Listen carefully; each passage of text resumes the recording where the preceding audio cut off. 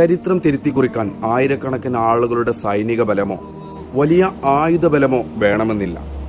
അതിനു വേണ്ടത് തോൽക്കാൻ തയ്യാറല്ലാത്ത ഒരു മനസ്സും തളരാത്ത വിശ്വാസവുമാണ്.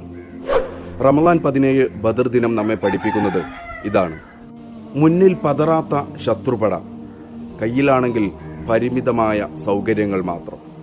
പക്ഷെ ആ 313 പേരുടെ ഉള്ളിൽ ഒന്നുണ്ടായിരുന്നു, പതറാത്ത ഈമാൻ. നമ്മുടെ ജീവിതത്തിലും ഇതുപോലെ പ്രതിസന്ധികൾ വരാം. രോഗങ്ങൾ, സാമ്പത്തിക തകർച്ച, ഒറ്റപ്പെട്ടു പോകുന്ന നിമിഷങ്ങൾ.